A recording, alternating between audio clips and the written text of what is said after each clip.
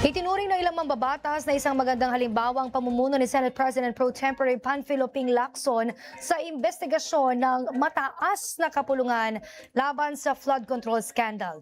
Dagdag pa nila, hindi ito nagpapadala sa political pressure at nananatiling evidence-based ang bawat pagsusuri. Si Earl Tobias para sa detalye live. Earl. Princess, suportado nga ng ilang leader ng Kamara ang anilay evidence-based na investigasyon ni Senate Blue Ribbon Committee Chairperson Ping Lacson sa anomalya ng flood control scandal. Sinangayunan din ng mga kongresista ang pahayag ni Senator Lacson na sa ngayon ay walang matibay na ebidensyang makakapag-ugnay kay dating House Speaker Martin Romualdez sa iskandalo ng flood control. Princess, sabi ni Deputy Speaker Ronaldo Puno, halimbawa si Lacson ng kung paano ba dapat pamunuan ang isang investigasyon. Pinuri niya ang senador sa hindi anya pagpapadala sa political pressure at mga purong aligasyon lamang. Kaya binaka pa niya rin ang sinabi ng senador na sa ngayon ay walang sapat na patunay para direktang isangkot ang dating House Speaker Romualdez sa skandalo.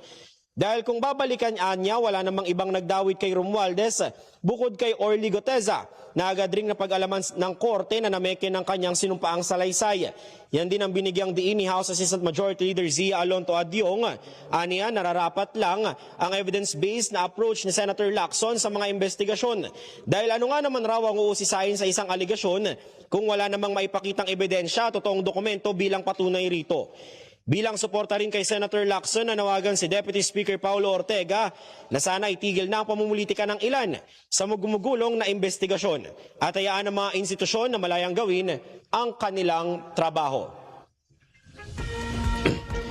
Princess, panawagan pa ng mga kongresista itigil na sana ng ilan yung pamimilit na imbestigahan ang ilang mga bagay base lamang sa purong alegasyon. Anila, hindi naman pwedeng mag-imbestiga o mag-trial by rumor dahil lang sa mga bulong-bulungan at mga paratang na hanggang ngayon na hindi pa naman napapatunayan. Balik muna sa inyo.